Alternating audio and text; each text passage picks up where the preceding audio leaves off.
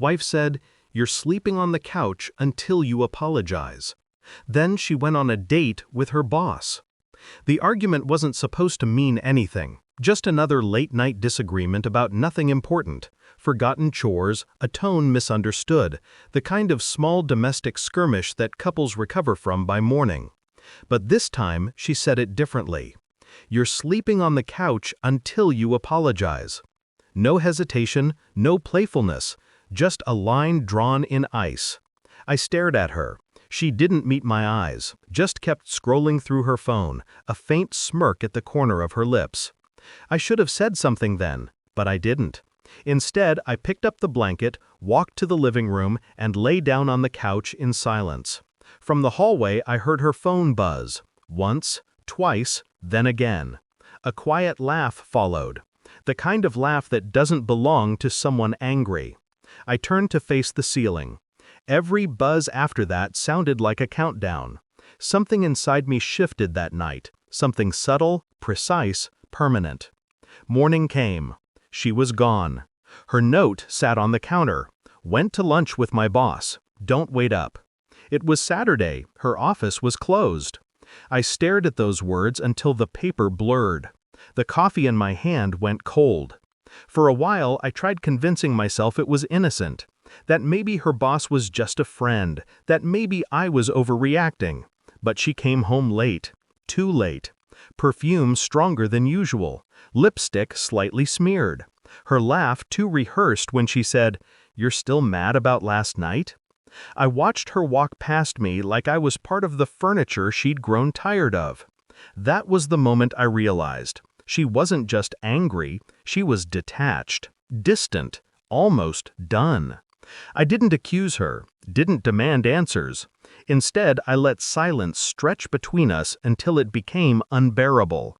She mistook my quiet for submission, but it wasn't. It was calculation.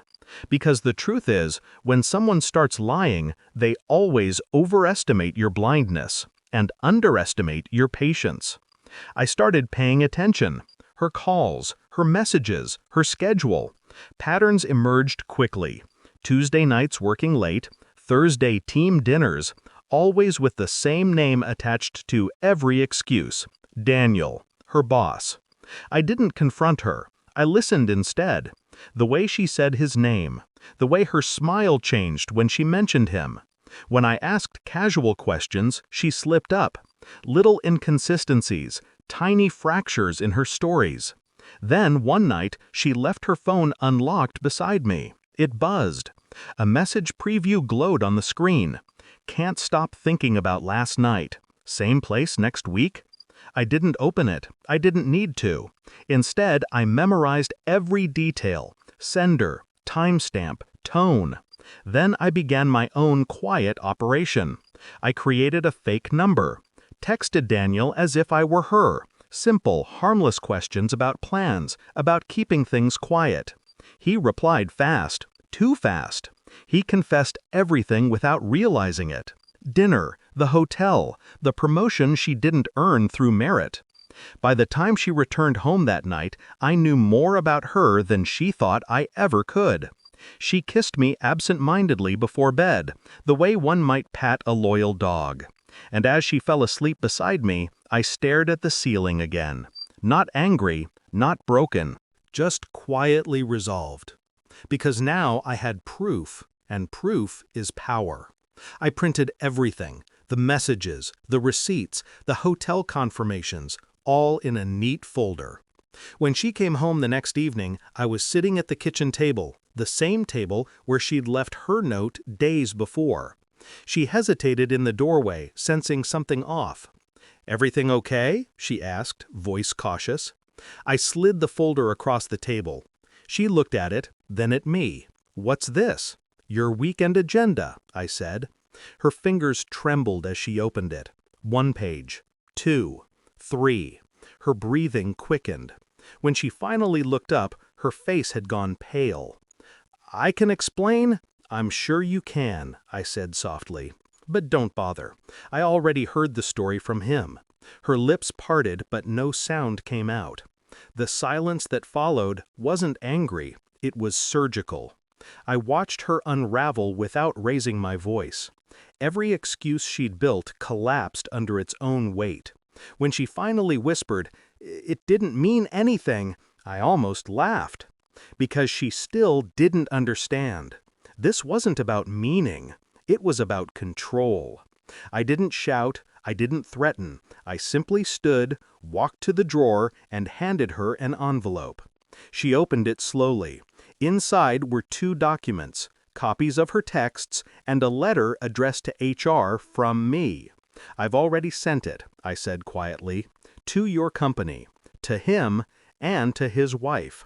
Her face drained of color. "You wouldn't?" she whispered, but I already had. "Funny," I said, "you told me to sleep on the couch until I apologized. Turns out I don't owe one."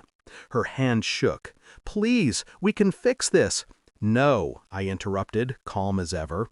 "You broke something that doesn't fix. You just don't know it yet." She reached for me, desperate now. Tears in her voice, not her eyes. But I stepped back. Every apology she tried to form dissolved into silence. And in that silence, I found something close to peace. When she finally sank to the floor, muttering my name like a prayer, I walked past her, picked up my jacket. "Daniel might not be hiring anymore," I said, almost kindly, "but maybe you'll find someone else who enjoys liars." Then I left. I didn't look back. Not once. Outside, the night air felt cleaner than it had in months. I stood there for a while, listening to the quiet hum of the streetlights, the city moving on like nothing had happened. People always talk about heartbreak like it's fire, but it's not. It's ice. Slow, quiet, unforgiving. She texted me that night, dozens of messages, apologies, explanations, promises. I read every word, then deleted them one by one. Because she was right about one thing. I was sleeping on the couch. But now it was my house, my rules, my silence. And for the first time, I slept soundly.